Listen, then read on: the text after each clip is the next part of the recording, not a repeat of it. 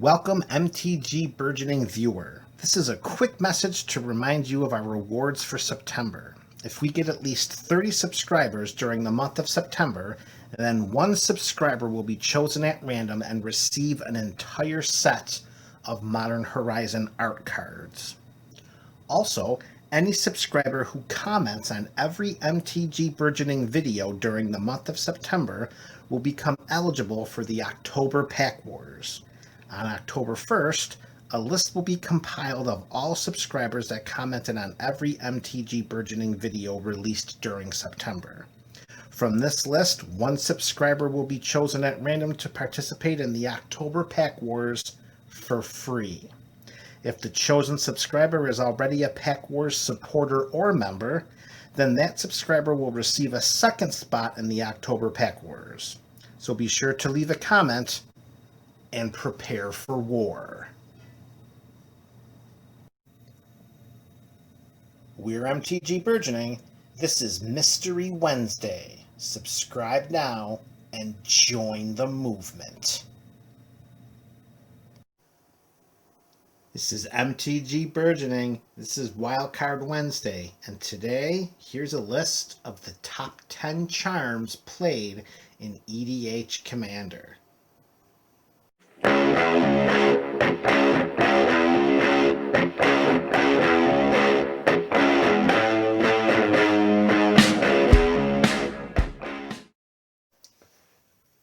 Burgeonites!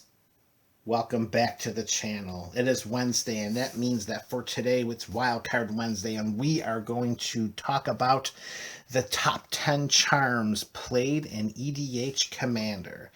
This top 10 list was derived from statistics through EDHREC.com that were compiled prior to the filming of this video. And we're not going to waste any more time. We're going to get right into the top 10 charms played in EDH Commander. Number 10, Dawn Charm.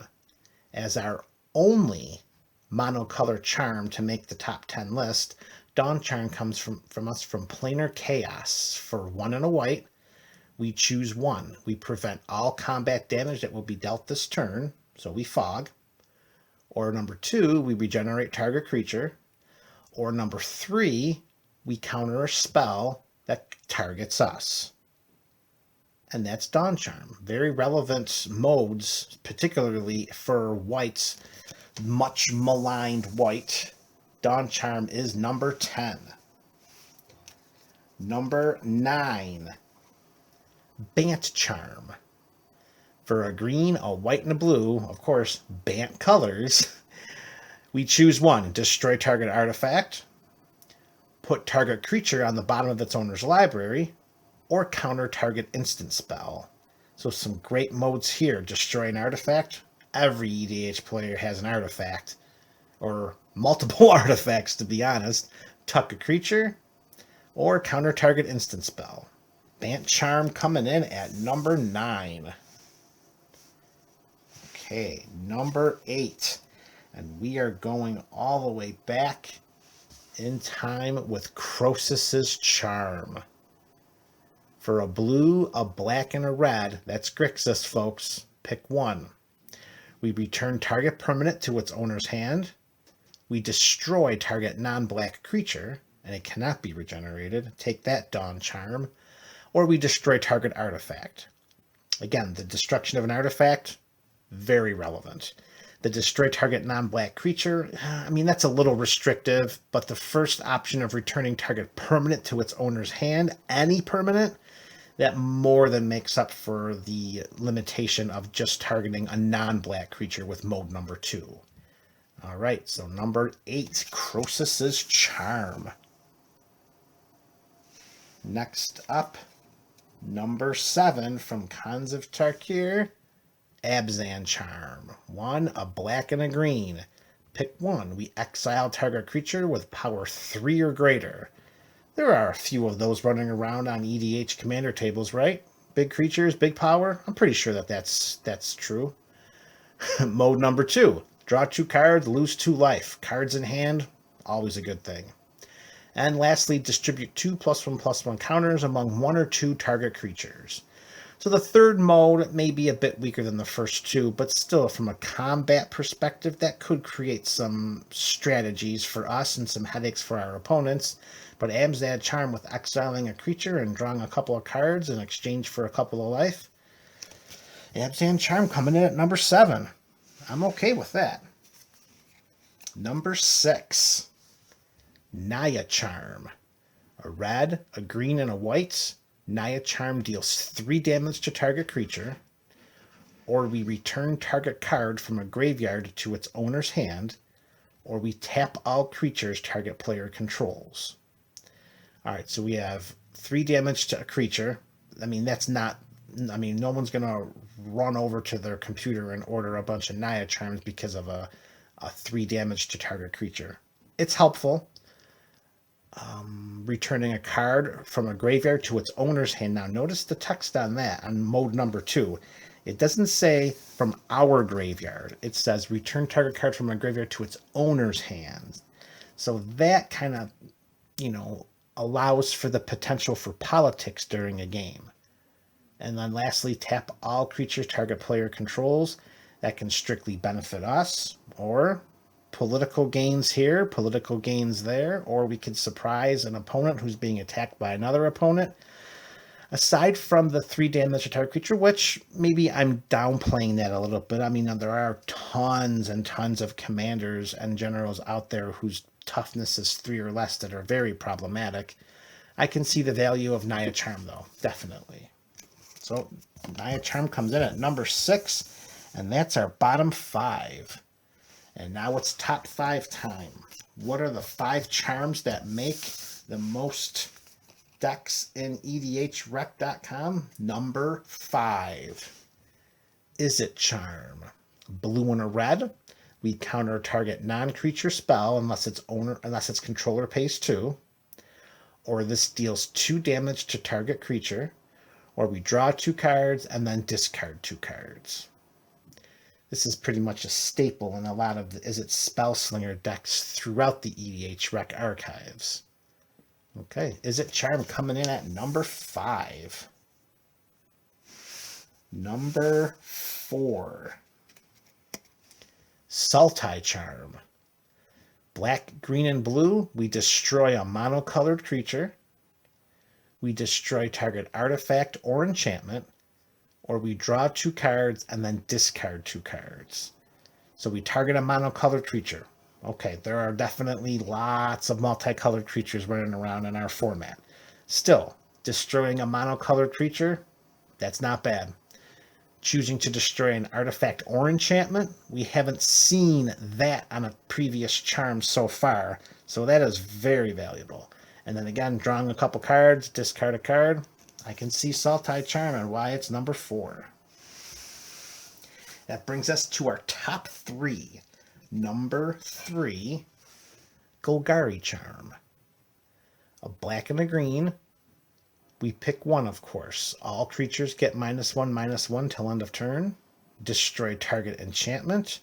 Or regenerate each creature we control. So we can get rid of swaths of small creatures with the first mode. We can destroy an enchantment with mode number 2. And with mode number 3, we can keep our guys alive if somebody casts a board sweep. So Golgari Charm brings a lot of versatility. And I can see how that makes top 3. 2 spots left. And if you've been counting down the charms in your mind since we began at number 10, you're probably guessing what the top 2 are. So let's no longer delay and let's just get to number 2. Rakdos Charm. Black and a red, we exile all cards from target player's graveyard, or we destroy target artifact, or each creature deals 1 damage to its controller. For me, personally, I think this is the most versatile charm currently in Magic the Gathering. We can get rid of someone's graveyard, and let's be honest, this is Commander. Someone, if not everyone, are trying to take advantage of having a graveyard. Number 2, destroy an artifact. Again, everyone in EDH plays with artifacts. Number 3, Each creature deals 1 damage to its controller. How many tribal decks do you come across on a regular basis? How many token decks? Rakdos Charm makes our opponents pay for playing those creature-heavy themes. I have seen this card get rid of so many Krenko players, so many Sliver players, the Elf players. Rakdos Charm, I would have picked as the #1 charm, but we had to go by some kind of statistical basis. And through those statistics at edhrec.com, your #1 most played charm is Boros Charm. For red and a white, Boros Charm deals 4 damage to target player, or permanents you control gain indestructible this turn, or target creature gains double strike until end of turn. The 4 damage to target player is most likely the weakest of the 3 modes. Still, 4 damage is 10% of one's starting life total, so for the purposes of comparison, we can think of Boros Charm as a standard shock. That costs 1 more with the white. The permanents we control having indestructible until end of turn, that's most likely the most popular way in which to include this charm. Protects our entire board, keeps our lands on the battlefield, keeps our creatures, our artifacts, our planeswalkers, gives our entire board indestructible. Lastly, and maybe not as widely publicized, but still extremely powerful, target creature gaining double strike until end of turn should not be overlooked, because it does not say target creature we control. It just says target creature. So we can unwittingly cast this on one of our opponent's creatures that's attacking one of our other opponents. Maybe it's for lethal commander damage, or maybe it's to kill another creature. Who knows? The versatility of Boros Charm and the fact that it says target creature gains double strike, that and the indestructibility clause is probably what makes Boros Charm the #1 played charm in all of EDH. Folks, there you have it. MTG Burgeoning, and we just ran down the top 10 charms played in EDH Commander. Were there any charms that you thought would have made the list that did not? Let me know in the comment section below, and I'll start you off. When I first put this list together, I thought for sure Simic Charm would have been in there somewhere, but it was not. MTG Burgeoning here, folks. Go forth and enjoy your day.